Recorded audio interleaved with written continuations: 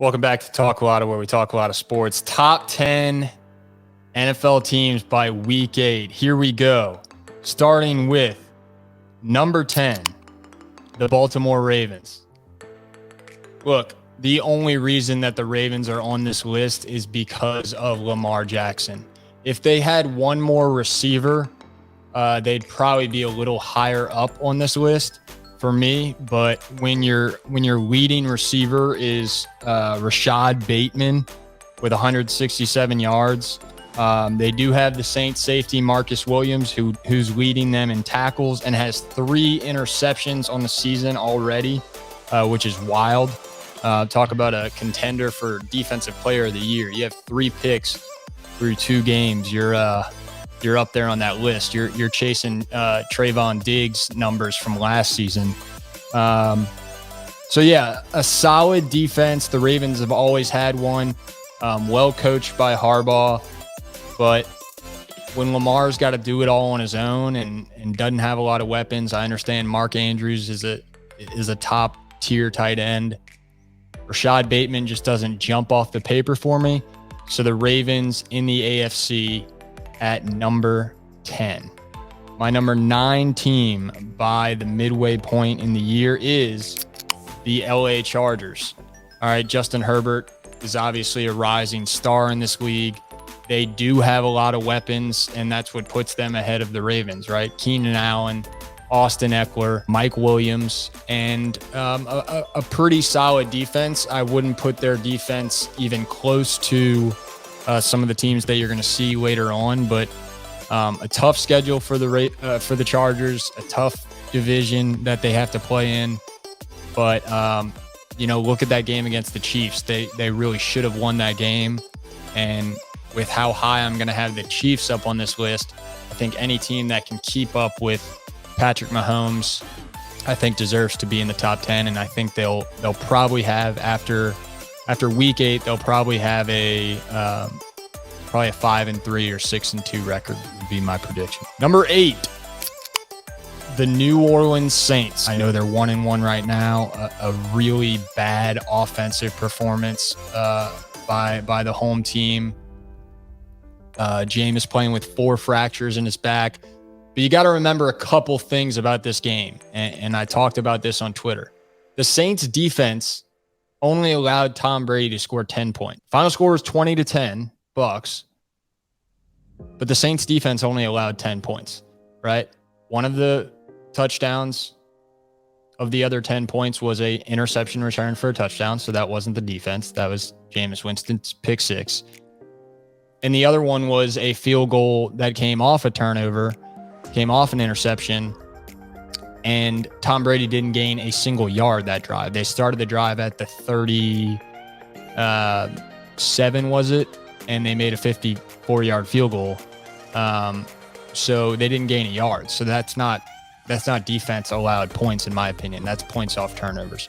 So when you only allow Tom Brady to score 10 points, you shut him out last year 9-0. You beat him again last year. Without Alvin Kamara, I think the Saints are going to be a number 8 team. They're going to be in the bottom half of that top 10 by the midway point.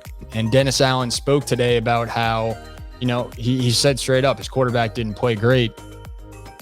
Didn't play well at all, really. I mean, 5 turnovers, 3 interceptions is unacceptable. But remember, he was injured. He was playing without Alvin Kamara, which I think is the key into the ignition of this offense. And finally, I actually want to go more into this because I think the play calling by Pete Carmichael is not helping Jameis. I'm not saying it's hurting him, but it's not helping him get going early in these games. And my theory on that I've said before and I'll say again is simply this guy has the strongest arm possibly in the NFL. Definitely a top 8 or a top 4 arm out of the 32 quarterbacks in the league. We need to use that arm early. We need to draw up a play that gets Olave over the middle. Michael Thomas deeper than just a slant route. Jawan Johnson on that side. I mean, he's hit Jawan Johnson hasn't dropped a ball. Let's draw up those deep 15-yard, 20-yard plus routes for Jameis early and see if that's what gets him into a short passing rhythm. Whatever other scheme you want to call it, Pete Carmichael is great. That's just my opinion. And I think once the Saints get into that groove with Jameis, they get Paulson Adebo back on the defense is only going to make their defense even better than it already is. I think it's a top 3, top 5 defense still in the league. When your offense can start clicking, this team can be a top 4, top 5 NFC team and definitely a top 10 NFL team. To number 7, the Green Bay Packers. The Green Bay Packers are at number 7 because they figured out something this past week against the Bears. You know, Aaron Rodgers, I still own you to the Bears, but it's really just the utilization of the 2 running back system. And Aaron Jones and A.J. Dillon might be the best, if not the second best running back duo in the NFL. So when you have that, and then you have Aaron Rodgers who can just develop these young receivers, no doubt the Packers are going to make the playoffs. No doubt they might be a top seed. They'll probably only have 2 losses going into the second half of the season. Number 6, the Miami Dolphins. Look, I drafted Tua in my fantasy football big league, my auction league. I waited till the very end. I just got him for $1 in the last pick. All the other, top tier fantasy ranked quarterbacks were taken, and Tua dropped 48 or 50 this past week. And I know that's not going to happen every week. I know I'm not talking about fantasy football. I'm talking about the records and my predictions of where teams are aligned by the midway point. Definitely not higher than 6 because they're still inexperienced in figuring out how to finish games. They're inexperienced defensively. And Tua and Tyreek Hill are still developing that chemistry, but I think it's damn near already developed and figured out after this past week. So the Dolphins are 2-0 right now. I think they'll probably lose 1 or 2 games before the midway point, but they'll still be ranked around the 3rd or 4th spot in the AFC. Number 5, never would have thought I would say this because it's not a matter of doubting Jalen Hurts. It's more a matter of doubting how Nick Sirianni could figure Jalen Hurts out. And boy, has he done that. Jalen Hurts looks like a Pro Bowl experienced veteran quarterback, and he's only been in the league for a couple of years. Their strength of schedule, I'm looking at their schedule right now. Lions, Vikings, kind of an easy start. Commanders, Jaguars, Cardinals, Cowboys, Steelers are their next 4 games. Oh, add that to the Texans to follow, and then the Commanders. They might have the easiest first 9 games out of any team in the NFL. So that's why I'm putting them at 5, right? I mean, doesn't matter how good your team, how good or bad your quarterback's playing or how good or bad your defense is. When those are the first 8 teams, because they play the Commanders twice in the first 9 games, I mean, you're going to win at least 6 of those. And I think if they can pick up a tough win against a tough Dallas defense and Micah Parsons, and they can beat the Commanders in those 2 games, I don't see them. I mean, shoot, they could be 9-0. The LA Rams at number 4 because of 2 players, Cooper Kupp and Jalen Ramsey, who you see on the screen there. Still a top defense in the NFL. Offense is a little shaky to start the season, but when you have Cooper Kupp and you've already won a Super Bowl with the Stafford Kupp connection, people are going to figure out a way to stop that. But you got Van Jefferson coming back from injury. Hopefully your running game can get going. You have a genius coach in Sean McVay. I know a lot of people are going to say this, they're too high for at this point, but again, I'm basing it off the midway point in the season.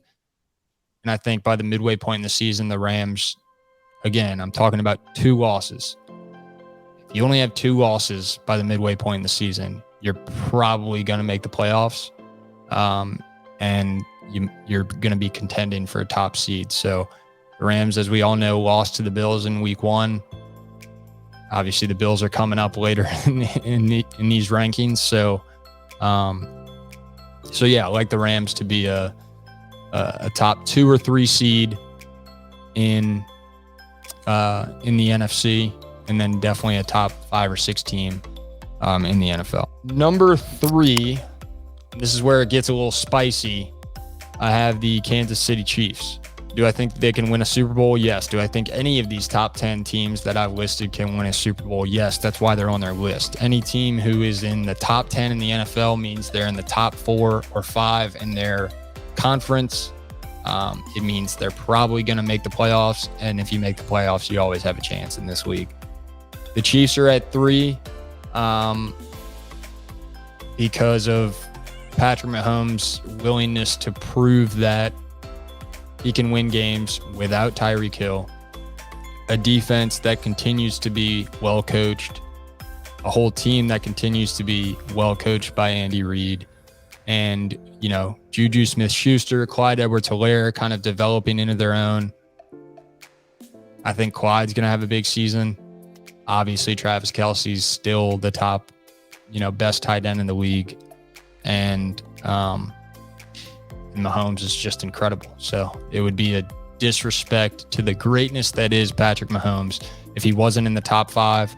And I think the Chiefs are definitely, by the midway point, a better performing team than the Rams and the Eagles, who I have at 4 and 5. So the Chiefs at number 3. I hate to do this, Saints fans, but I'm putting the Bucs at 2, and it should make you feel better about the brutal, absolutely brutal loss in the Superdome this past Sunday. I say that because I just don't see this team losing a lot of games because of their defense, not because of Tom Brady. Their defense is so good. I mean, Winfield, Vita Vea, Devin White, Jamel Dean. I mean, like, I just don't see this defense losing a lot of games. And then even though, you know, you have the Bucs playing the Packers this week and they're playing without Mike Evans and Julio Jones is still recovering or questionable with an injury, they're adding Cole Beasley. I hate it. I hate that they're going to be good again this year and going to be contenders. I think the Saints can beat them in the next game they play in Tampa. I think the Saints can give them a run for their money to win the NFC South. I truly do believe that. But the Bucs don't have a lot to figure out on the offensive side, and the Saints do. So that's why the Saints are at 8 and the Bucs are at 2, because as of right now, I think the Bucs will have a better record by the midway point in the season. And then these divisional games that they play are going to decide who gets the 1 seed in the NFC South and wins the NFC South. My prediction after week 8, I think the Bucs are going to only have 1 or 2 losses. I think the Saints, who already have 1, are going to have 1 or 2 more. So that's my predictions. And then this team right here, y'all, is on another level than anyone else in the NFL. Josh Allen is on another level than any other quarterback in the NFL. Stephon Diggs is really freaking good. And these two are like so in love with each other in a brotherly way. I mean, they just remind me of like the greatest quarterback wide receiver duos in the history of the league. Peyton Manning, Marvin Harrison, Tom Brady, Rob Gronkowski, Tom Brady, Wes Welker, like Joe Montana, Jerry Rice. Like, go down the list. I think we're going to be talking about this duo for a while, and I don't think anybody's going to touch this team. I really don't. I think they're going to be undefeated, honestly, by the midway point in this season. I don't see anyone beating them through the first 9 games, and they have one of the toughest schedules and are definitely in a tougher conference, being the AFC or the NFC. I just think their defense is solid, and they don't even need to be, because these two guys on the screen right here look like they can score every time they have the ball. You can put them on their own 2-yard line. Josh Allen, Devin Singletary, and Stephon Diggs is going to find a way to score. I don't know how they're going to lose a game through the first 9 games of the season. I genuinely do not know. And we know what happened last season in the playoffs. That Chiefs game was insane. I mean, this team is so good. And I had Josh Allen as my number 1 player on August 24th when I posted those rankings, and I had Stephon Diggs as my number 1 receiver. Had him at 5 overall, and a couple people call me crazy, but I know it's early. My prediction by the midway point in this season is that this team is undefeated and that they're definitely going to be a 1 seed in the AFC ahead of the Chiefs by the end of the season. So, as always, Talk a Lot is presented by Helm Paint and Decorating. Call 504-861-8179 or visit helmpaint.com. That's HELM paint.com. They're losing next week. The Bills. The Bills are losing next week to who? The Dolphins? No. No chance. No chance they lose to the Dolphins. They will hand the Dolphins their first loss. I will bet a lot of money. Tyreek Hill and Tua Tagovailoa is as good as they are and as good as they can be, is not close to the duo of Josh Allen and Stephon Diggs. It's not even close. I mean, I'm telling you right now, I can't believe I'm saying this, but the Bills are not even close to any other team. They're on another level. Like, I think the Bills would destroy the Tampa Bay Buccaneers. I really do. Like, I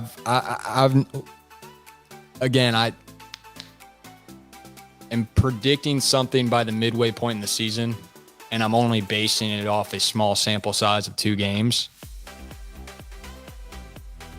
But my overreaction after week 2 is that this team is better than everyone by far. Leave a comment, hit that like button, smash that comment button, share button, and keep talking a lot of sports. I'm Jack, and I am signing out. Peace and love.